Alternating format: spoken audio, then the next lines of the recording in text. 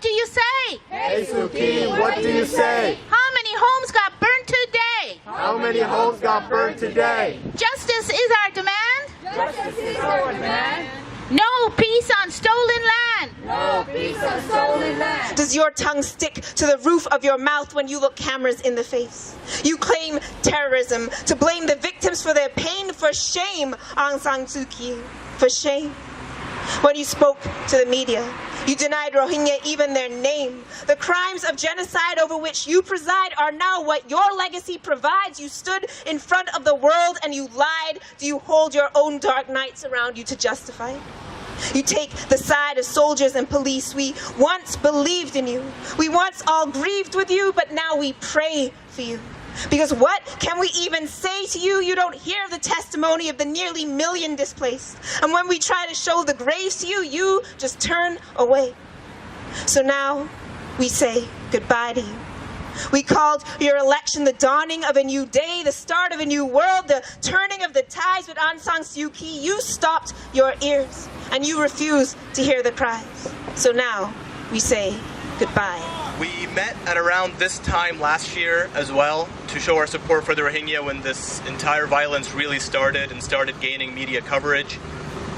Unfortunately, since the violence started, there have been thousands of deaths and hundreds of thousands of refugees created. Unfortunately, as the violence escalated, the media coverage declined. I don't want people to only look at this as a Muslim issue or as a Southeast Asian issue or just as a regional or political issue.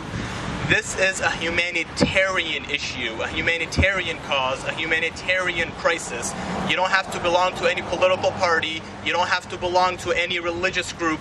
You just have to belong to the human race to feel something towards these oppressed people. With that being said, what we are doing here is just that. As many as we are or as few as we are, we must continue to raise awareness. We must continue to remain vocal. We must continue to be the voices of the voiceless until this humanitarian crisis, this massacre, this genocide is resolved, until the oppressors and the criminals are brought to justice. Our hearts to humans, human rights, and for the souls that are being sacrificed for no real reason other than their color or religion.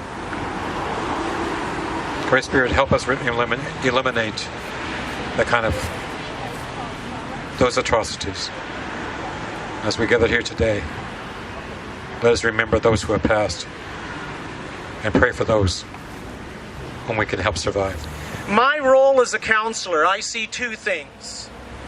One is environmental justice. The fact that we live in a world that is being pillaged by our consumption and our numbers. The second thing is social justice. That there are no privileged people. That we're all people. And I, at my age, approaching 70, marvel that we are still having the conversations that should have ended with never again. And I hope that we never have to say, please save the Rohingya, or please save whoever else is coming in the future. And before I end, I want to thank everyone for coming out. It is a brave thing to do, to be alone, to come out, to speak, when nobody is listening. And very few are listening right now. The Rohingya people are about 1.5 to 2 million people. About 400,000 of which were in Burma itself up until 2015. But since 2015 to now, repeated military action by the Myanmar government has forced about half that population to leave Myanmar into the surrounding areas. And the purpose behind this is that they don't recognize the Rohingya people as a separate ethnic group within Myanmar. They just want to completely cleanse them out of the country. It's our responsibility to give a voice to these people who are absolutely voiceless and resourceless. Your voice matters, and your vote matters a lot. And A simple email or phone call to your elected official can have a huge impact. And if enough of us do that, it'll be a part of our discourse, and that will affect and it will help these Rohingya people greatly. Other investigations are underway, all examining the mounting evidence of crimes against humanity. Earlier this year, the Canadian government published its report, Tell Them We Are Human. This is the result of an on-the-ground investigation by the Honourable Bob Rae, Canada's Special Envoy to Myanmar.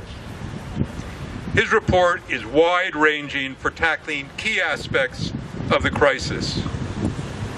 These include providing humanitarian assistance to the Rohingya, guaranteeing their status, and establishing accountability for crimes against humanity and genocide. These are the three guarantees that refugees in the camps themselves told us were essential for their possible return: safety, citizenship, and justice. One of the most important recommendations of the Canadian government's report was emphasizing the need to step up humanitarian aid effort. We, the people, don't realize our own power. We can make a difference. Our voices can be loud enough to bring about change. And proof is right here when Canada saw the picture of the little Syrian boy, Alan Kurdi, washed up on the beach, his little body turned over with his beautiful little red t-shirt, blue shorts, white sneakers. What was it about that picture that moved all of us to shout so loudly in unison around the world and ask our governments to open their borders to help the Syrians at that time? He was not the first little boy to die, and I'm sure he wasn't the last. But what moved us all? Please tell us, what picture of the Rohingya, of the Palestinian, of the Yemeni, what picture will move us, the Canadians, to help them? We don't have to open our borders for refugees, but we can fight for their rights. As part of the United Nations, it's our role, it's our duty, it's a moral duty as human beings. What is preventing us? But thank you to you guys. You are the hope. You are the people who can do this. Bye. We called your election the dawning of a new day, the start of a new world, the turning of the tides with Aung San Suu Kyi. You stopped your ears and you refused to hear the cries. So now we say goodbye.